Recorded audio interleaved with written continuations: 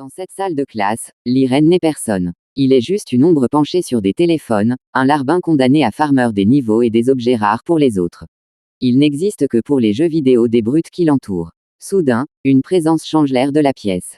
C'est Minnie, la plus belle fille du lycée. Elle s'approche de son bureau et le regarde avec curiosité. Minnie, l'Irène. Dis-moi, est-ce que tu connais ce jeu? C'est celui dont tout le monde parle en ce moment. C'est la pause déjeuner. L'Irène sent son visage s'enflammer. Il rougit violemment, son cœur battant à tout rompre. Il est incapable de répondre, mais à l'intérieur, il hurle de joie. Elle lui a parlé. Elle connaît son nom. Pour un instant, il a l'impression d'être un humain. Mais le rêve se brise dans un bruit sourd. Quand Bakary entre dans la salle, fou de rage. Son coéquipier vient de perdre une partie importante. Pour Bakary, il n'y a qu'un seul coupable. Il s'avance, attrape l'Irène par les cheveux et lui fracasse le visage contre la table de classe.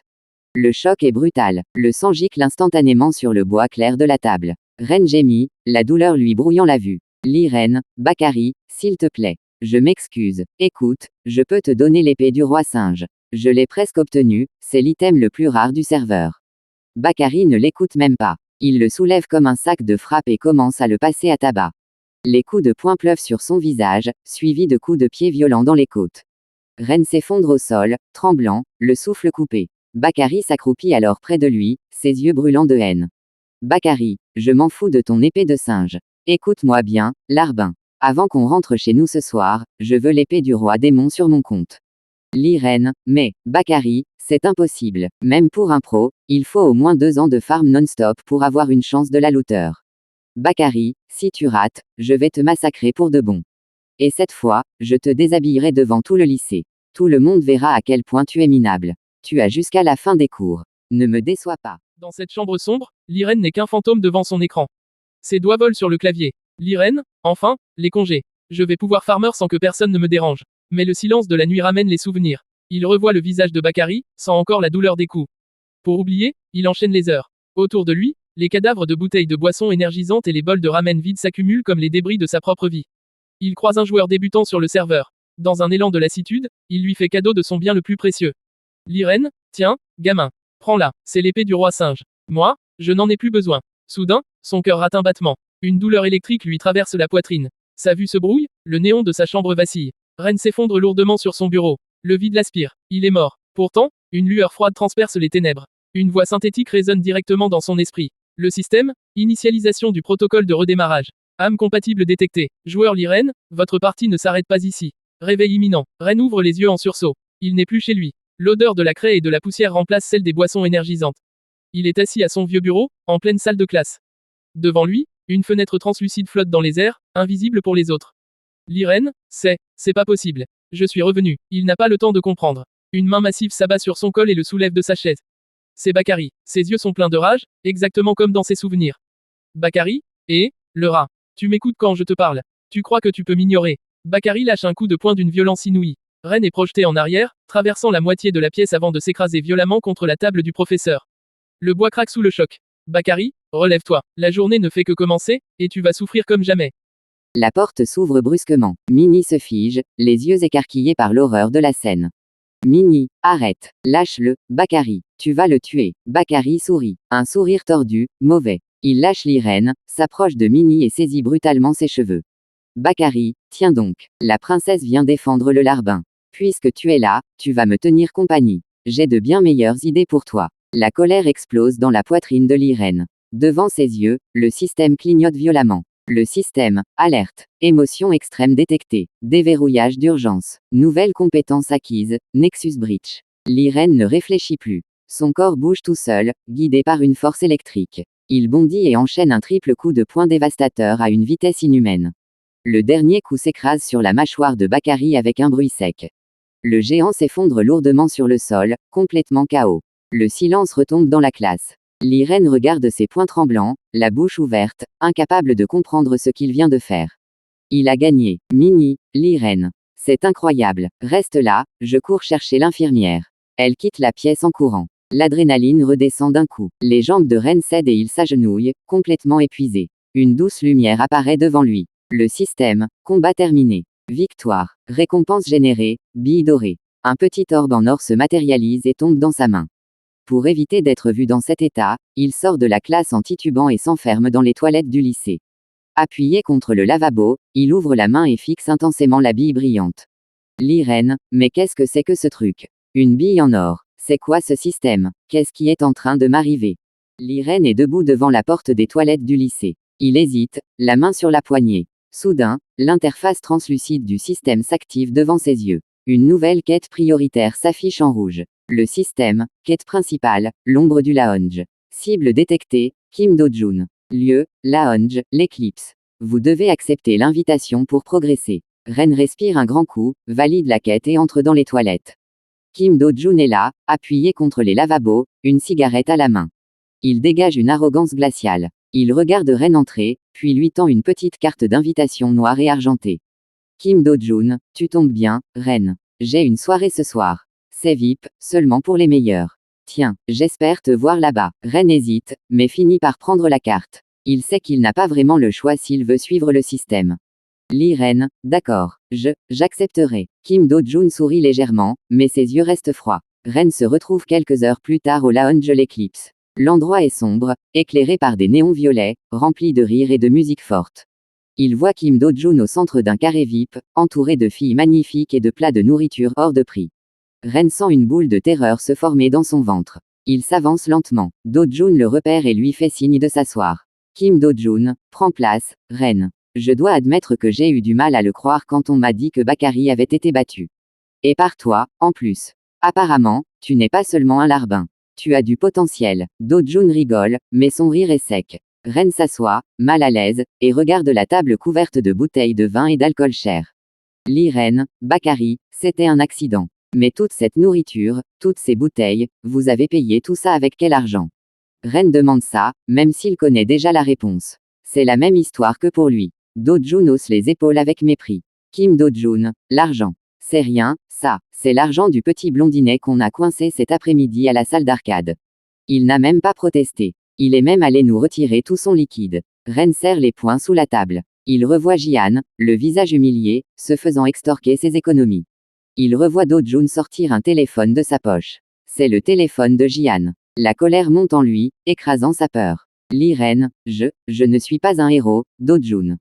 Mais ce téléphone, s'il te plaît, donne-le-moi. Ji-han a besoin de son téléphone. Il tend la main vers l'objet. Sa voix tremble un peu, mais sa décision est prise. La main de Do-jun s'arrête en l'air. Ses yeux se plissent, et son sourire disparaît. Kim Do-jun, toi, me donner des ordres. Tu joues les héros maintenant, après avoir battu un déchet comme Bakary. Un homme gigantesque sort de l'ombre juste derrière l'Irène. Ses tatouages couvrent tout son bras droit et son torse. C'est Boss Gwang. Il est massif comme un roc, et son visage est marqué par des années de violence. Il jette un regard méprisant sur Ren, puis se tourne vers Do-jun. Boss Gwang, Do-jun. C'est qui, ce gringalet? Il est à toi. Do-jun ricane et remet le téléphone dans sa poche. Kim Do-jun, Boss Gwang. Justement, je te présentais le nouveau phénomène du lycée. C'est lui qui a battu Bakary ce matin. Boss Gwang éclate de rire. C'est un rire fort, gras, qui fait trembler la graisse de son cou. Boss Gwang, lui, battre Bakary, n'importe quoi. S'il l'a battu, c'est que Bakary était déjà à moitié mort. Ce type a l'air de pouvoir se briser comme une branche de verre. Gwang tend sa main massive et saisit Ren par l'épaule, le serrant à le broyer. Ren grimace de douleur, mais ne bouge pas. Do-jun fait un geste apaisant vers Gwang. Kim Do-jun, calme-toi, Boss Gwang. On verra bien ce qu'il vaut plus tard. Ren, tu disais que tu voulais quelque chose. Le téléphone, l'argent. Tiens, il sort le téléphone de Ji-han et un paquet de billets de sa poche, et les jette dédaigneusement sur la table. Ren les regarde, mais ne tend pas la main. Sa main reste dans les airs, tendue. Kim Do-jun, tu voulais quoi? Le vin, tu veux boire pour célébrer ta victoire. Boss Gwang, serre-le. Boss Gwang prend une bouteille de vin romanée Conti sur la table et la tend à Ren. La bouteille est lourde, le verre est sombre. Ren la prend, ses doigts tremblants se refermant sur le goulot. Boss Gwang le regarde avec un sourire carnassier. Boss Gwang, bois, petit. Ça te donnera peut-être un peu de force pour la suite. Au moment où ses doigts touchent la bouteille, l'interface du système s'active devant Ren. La fenêtre est rouge sang. Le système, quête instantanée, défragmentation physique. Objectif, fracasser la bouteille de vin sur le crâne de Kim Do-jun. Temps limite, 7 minutes. Condition, Boss Gwang ne doit pas intervenir. Ren se fige. Il regarde la bouteille dans sa main, puis le visage arrogant de Do-jun à quelques centimètres. Son cœur bat à tout rompre. Il revoit le verre brisé dans la chambre de Bakary, il revoit Jian humilié. Il a peur. Le temps défile sur le système. Mais la colère l'emporte sur sa peur. Ses doigts se serrent sur le goulot de la bouteille. Il prend son temps. L'Irène se tient dans le silence carrelé des toilettes, sa respiration est courte. À ses côtés, un garçon aux cheveux jaunes nommé Minot tremble de peur. Il fouille nerveusement dans sa poche et en sort un petit objet qui lui d'un éclat surnaturel. Minot, l'Irène. J'ai trouvé ça par terre après ton combat contre Bakary. C'est une bille dorée. Elle vibre, c'est pour toi, n'est-ce pas? L'Irène, oui, c'est à moi. Merci, Minot. Garde tes distances maintenant, ça va chauffer. L'Irène serre la bille dans sa main. À cet instant précis, une interface système rouge sang clignote devant ses yeux. Il se rappelle la quête, fracasser le crâne de celui qui l'a humilié. La porte des toilettes s'ouvre avec fracas. Kim Do-jun entre, seul, arrangeant sa veste avec un sourire arrogant, ignorant totalement que son destin est déjà scellé. Le temps semble ralentir. L'Irène saisit la bouteille de vin Romanée Conti. Il ne ressent plus de peur, seulement une froide détermination. Dans un mouvement sec et précis, il abat la bouteille de toutes ses forces. Le bruit du verre qui explose est assourdissant. Le vin rouge se mélange au sang de Kim Do-jun qui s'effondre lourdement, face contre le carrelage. L'Irène ne s'arrête pas là. Il s'assoit avec une nonchalance glaciale sur le dos du corps inconscient de Do-jun, comme s'il s'agissait d'un simple tabouret. Il sort son téléphone et ouvre WhatsApp. L'Irène, et, Boss Guang. Ton petit chien Do-jun fait une sieste sur le sol des toilettes. Je t'attends, espèce de gros porc. Viens nettoyer tes déchets avant que je m'occupe personnellement de ton double menton.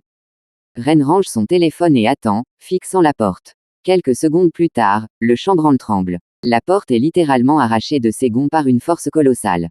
Boss Guang entre, le visage déformé par une rage meurtrière. Il voit Do-jun au sol et Ren qui le regarde avec un mépris total.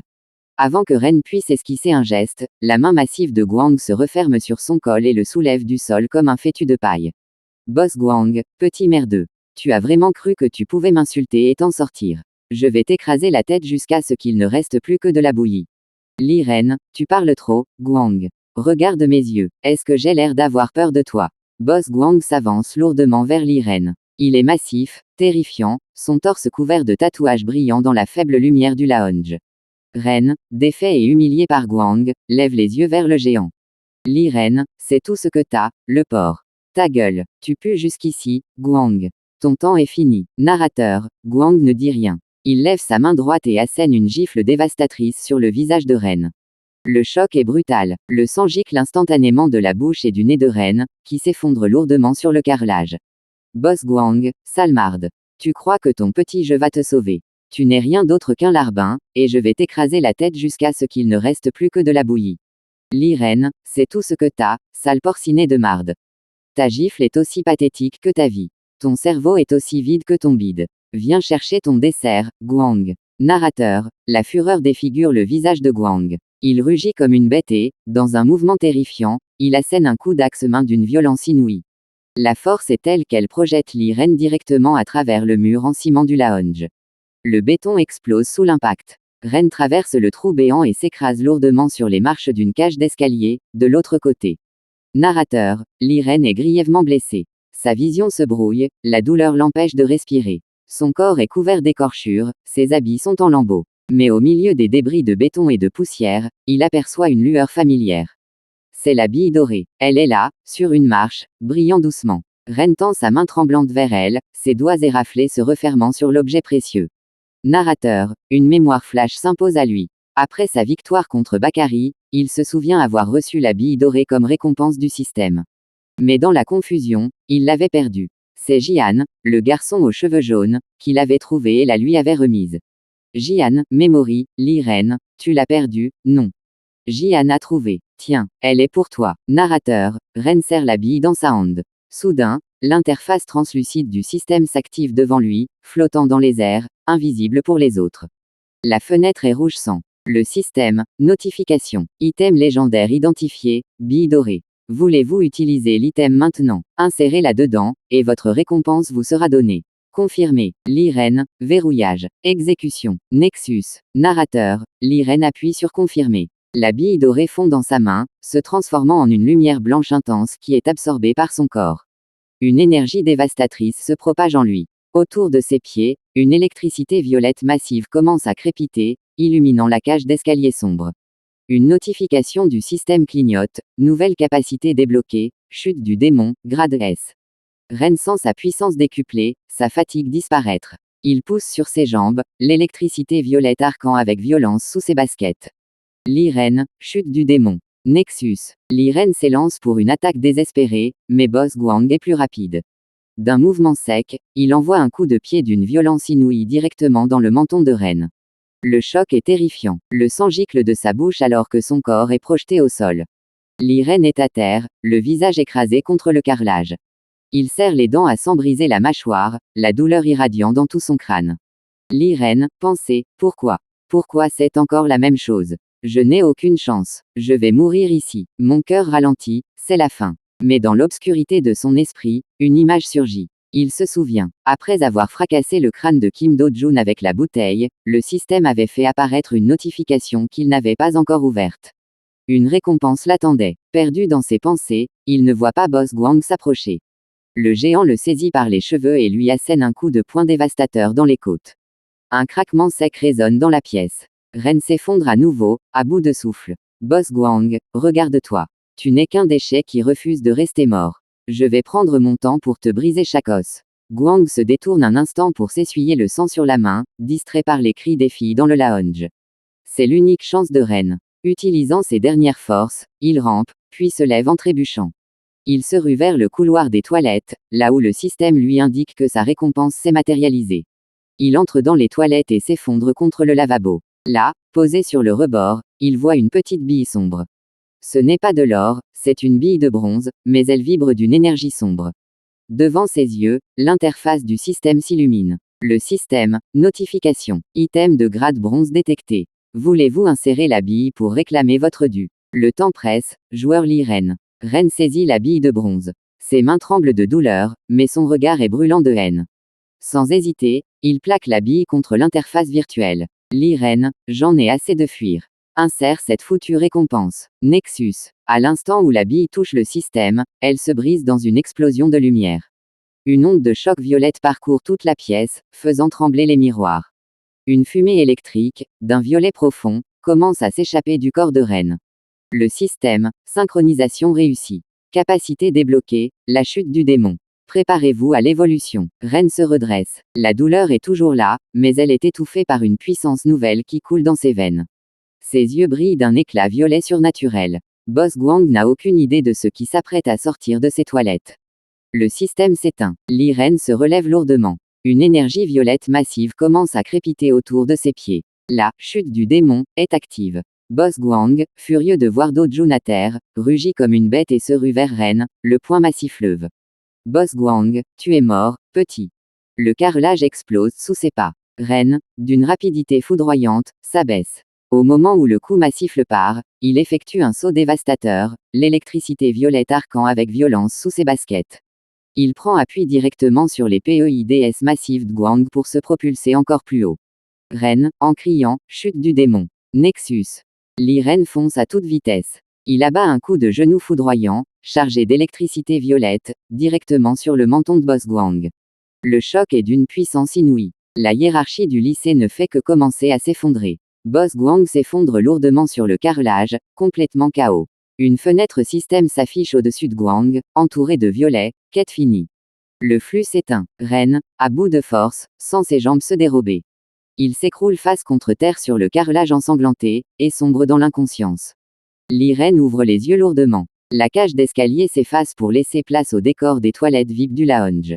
Le néon violet crépite au-dessus de lui. Il est étendu sur le dos, face au carrelage froid. Une lueur douce transperce les ténèbres. Il n'est pas seul. Une fille est penchée sur lui. Elle s'appelle Min-jae. Ses yeux sont pleins d'inquiétude. Min-jae, tu es réveillée, Ren. Dis-moi, est-ce que tu me reconnais? J'ai vu ton combat contre Do-jun et Guang. Tu es un monstre. Ren revoit Do-jun et Guang, service. Liren, c'était un accident. Min-jae, je te remercie. Tu m'as sauvé. Min-jae sourit, un sourire d'une lassitude effrayante. Min-jae, puisque tu m'as remercié, je peux te demander un service, n'est-ce pas? Ren, terrifié par cette demande inattendue, se fige. Liren, Bakari, Do-jun, service. Quoi? Min-jae, à l'intérieur, hurle de joie. Elle se lève, arrangeant sa veste. Min-jae, c'est pas encore le moment de me le dire. Mais à l'avenir, un service me sera donné.